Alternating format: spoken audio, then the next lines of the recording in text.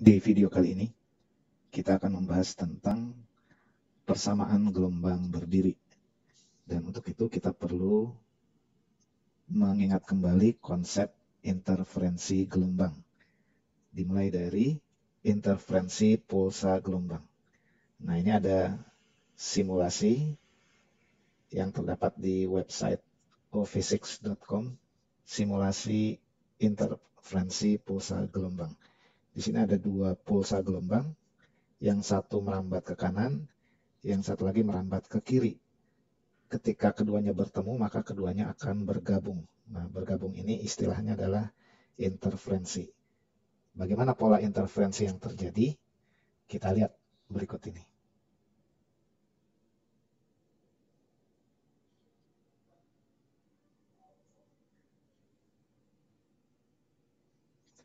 Nah, itulah tadi pola interferensi yang terjadi ketika dua pulsa gelombang bertemu. Sekarang bagaimana kalau yang berinterferensi bukan hanya pulsa gelombang, tetapi gelombangnya itu sendiri? Bagaimana pola yang terbentuk? Nah, kita lihat. Berikut ini adalah simulasi yang terdapat pada website physicsclassroom.com. Nah, di sini misalkan ada gelombang yang berwarna biru merambat ke kanan. Kemudian ada gelombang yang berwarna oranye merambat ke kiri. Gelombang biru dan gelombang yang berwarna oranye ini memiliki amplitudo yang sama, panjang gelombang yang sama, dan cepat rambat yang sama. Yang berbeda hanyalah arah rambatnya. Kalau yang biru merambat ke kanan, yang oranye merambat ke kiri. Nah, bagaimana kalau kedua gelombang ini berinterferensi? Bagaimana pola interferensi yang terbentuk? Nah, polanya akan seperti ini. Nah, gelombang yang berwarna hijau ini merupakan gelombang hasil interferensi dari gelombang yang berwarna biru dan berwarna oranye. Kalau kita lihat tadi, gelombang yang berwarna biru merambat ke kanan. Gelombang yang berwarna oranye merambat ke kiri. Pertanyaannya, bagaimana dengan gelombang yang berwarna hijau ini, yang merupakan hasil interferensi gelombang biru dan gelombang oranye? Apakah dia merambat ke kanan atau ke kiri? Nah, kalau kita lihat, dia tidak merambat ke kanan dan tidak juga merambat ke kiri. Dia seperti berosilasi di tempat. Nah, gelombang seperti ini yang disebut dengan gelombang berdiri atau gelombang stasioner. Nah, gelombang berdiri ini bisa dihasilkan oleh interferensi dua gelombang yang panjang gelombang dan cepat rambatnya sama, tapi arahnya berlawanan. Kita sudah mengetahui persamaan gelombang berjalan, yaitu Y sama dengan A sin omega T min Kx. Nah, bagaimana dengan persamaan gelombang berdiri? Untuk itu kita menganalisanya dengan cara sebagai berikut. Misalkan ada sutas tali, ujungnya diikat pada gelang, kemudian gelangnya dimasukkan ke dalam tiang, sehingga ujung tali ini bisa bebas bergerak naik turun. Nah, ini ujung tali ini kita beri nama sebagai ujung bebas, karena dia bebas bergerak naik turun. Misalkan ada gelombang datang pada tali dengan persamaan gelombang Y sama dengan A sin omega T min Kx. Maka setelah gelombang ini mencapai ujung tali, maka akan dipantulkan, sehingga di sini akan terbentuk gelombang pantul dengan amplitudo dan panjang gelombang yang sama, tapi arahnya berlawanan. Nah, berarti persamaannya akan sama dengan Y sama dengan A sin omega T plus Kx. Plus karena arah rambatnya ke kiri.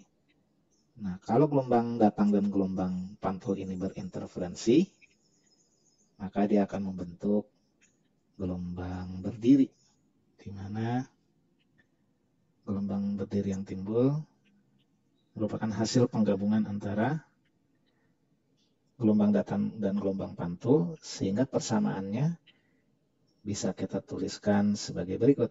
Gelombang berdiri yang timbul ini merupakan hasil penggabungan antara gelombang datang tambah gelombang pantul.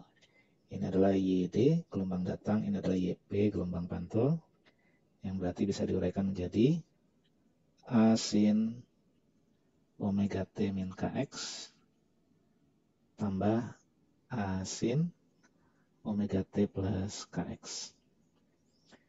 Yang kalau kita tuliskan ini berarti sama dengan A dalam kurung sin omega T min Kx tambah sin omega T plus Kx. Nah, di matematik kita sudah belajar bahwa yang namanya sin A tambah sin B itu sama dengan 2 sin setengah A tambah B cos setengah A min B. Sehingga persamaan ini bisa kita tuliskan sebagai sama dengan A. Ini adalah 2 sin setengah. Jadi ini omega T min Kx kita anggap sebagai A. Omega T plus Kx-nya sebagai B dalam persamaan ini. Berarti bisa kita tuliskan sebagai 2 sin setengah dalam kurung omega T min Kx tambah omega T plus Kx dikali cos setengah omega T min Kx dikurang omega T plus Kx. Sehingga ini kita bisa tuliskan sebagai sama dengan 2-nya kita keluarkan menjadi 2A. Sisanya sin setengah omega T min Kx. Omega T tambah omega T menjadi 2 omega T. Min Kx tambah Kx hilang. Setengah kali 2 omega T berarti ini sama dengan sin omega T. Kemudian kita lihat yang di sini, omega T min omega T hilang. Min Kx menjadi min 2Kx dikali setengah menjadi cos min Kx. Nah, karena cos min X sama dengan cos X, berarti ini bisa kita tuliskan persamaan gelombang berdiri itu sama dengan 2A sin omega T cos Kx. Nah, inilah persamaan gelombang berdiri yang terbentuk dari interferensi gelombang datang dan gelombang pantul saat ujung talinya merupakan ujung bebas.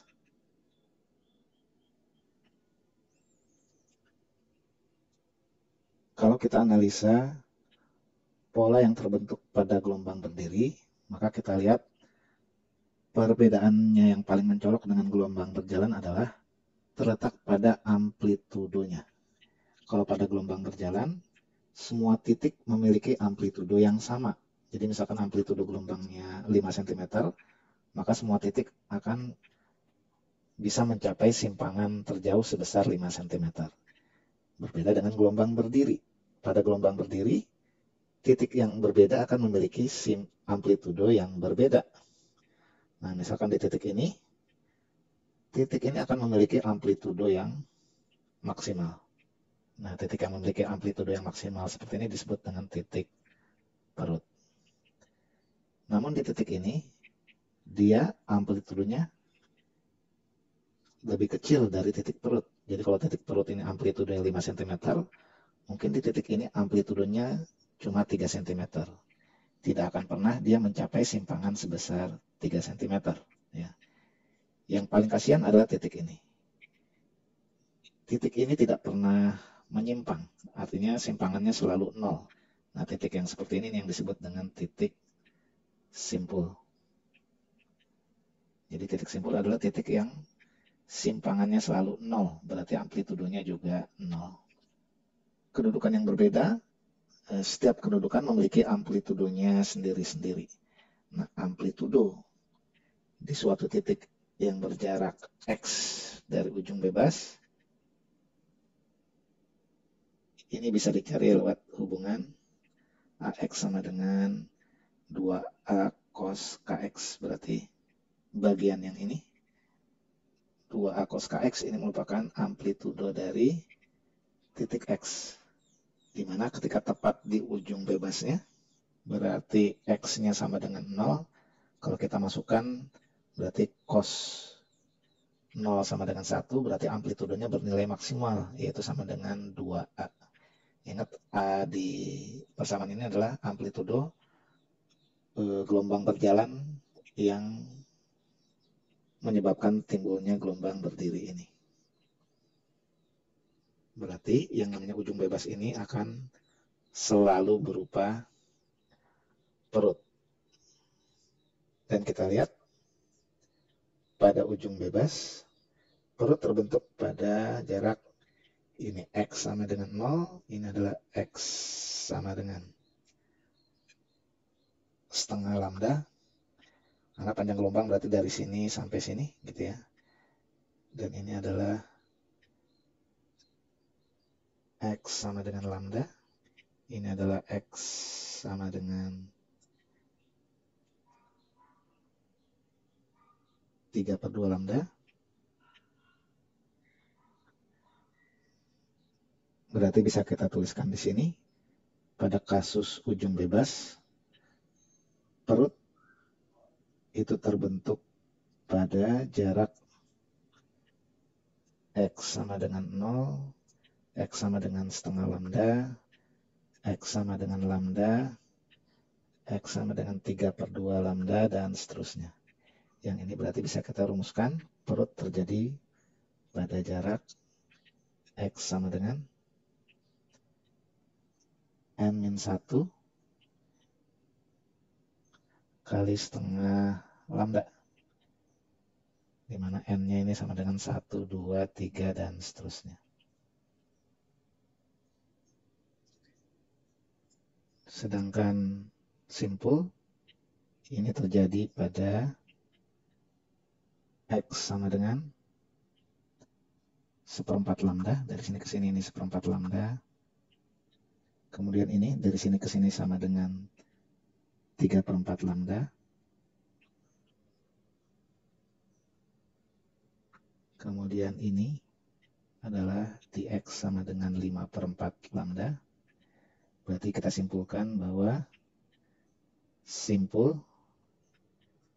itu terjadi pada X sama dengan 1/4 lambda, 3/4 lambda, 5/4 lambda, dan seterusnya.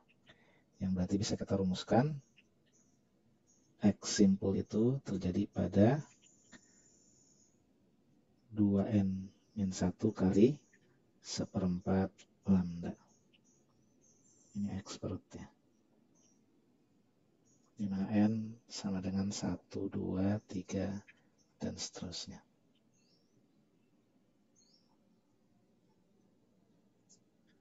Nah, inilah rumus letak perut dan letak simpul pada gelombang berdiri ujung bebas. Ingat, ini adalah persamaan gelombang berdiri untuk ujung bebas.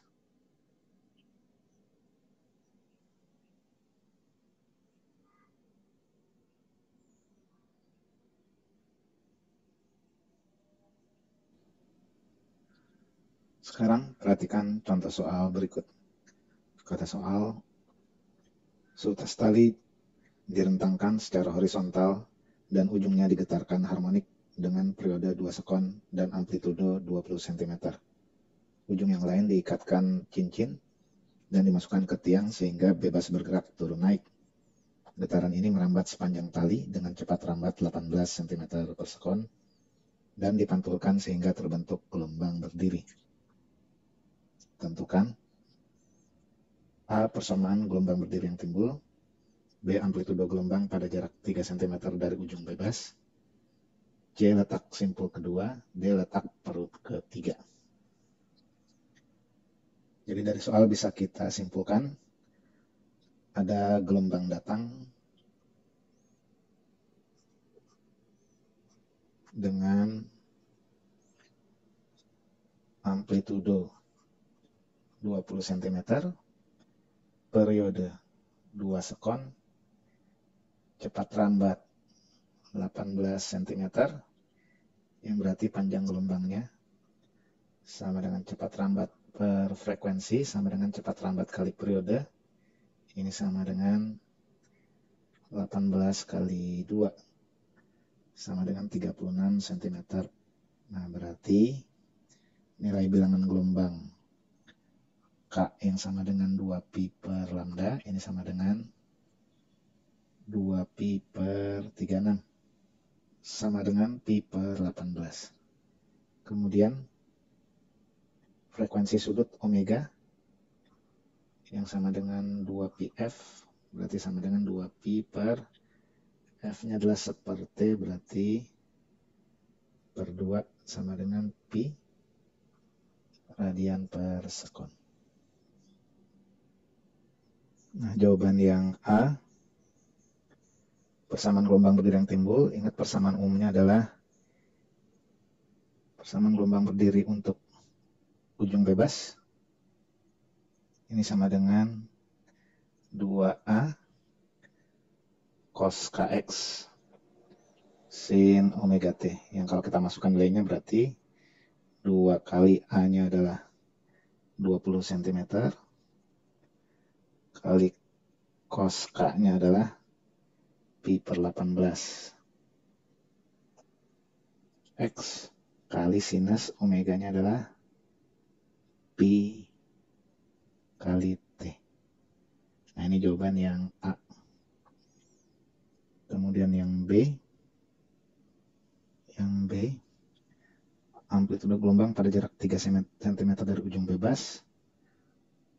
Amplitudo untuk ujung bebas ini sama dengan 2A cos kx bagian yang ini. Kita masukkan nilainya. 2A berarti 40. Cos K-nya adalah pi per 18 kali X-nya adalah 3. Berarti sama dengan 40 kali cos pi per 6. Kita tahu pi per 6 itu sama dengan, kita tahu cos pi per 6 itu sama dengan setengah akar 3. Berarti ini adalah 20 akar 3 cm. Kemudian yang C, letak simpul kedua. Kalau kita gambarkan, untuk yang C, ingat ujung bebas, ujungnya selalu berupa perut. Kalau kita gambarkan,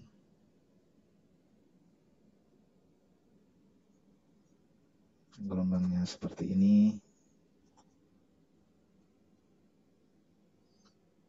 Maka yang namanya lambda itu adalah jarak dari sini ke sini. Nah, maka kita lihat letak simpul kedua. Letak simpul kedua berarti ini simpul pertama, ini simpul kedua. Nah, berarti ini letak simpul kedua. Kalau kita lihat dari gambar, XS2 ini sama dengan 3/4 lambda ya. Lambdanya 36 berarti 3/4 kali 36 ini sama dengan 27 cm.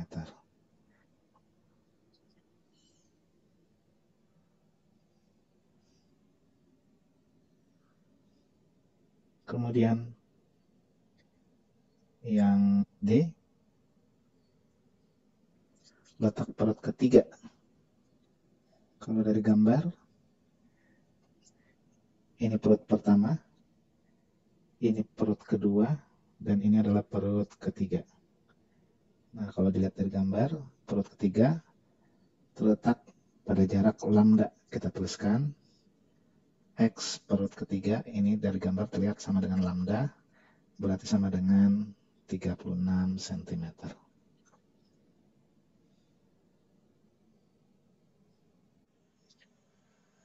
Sekarang sebagai latihan, coba kerjakan soal berikut.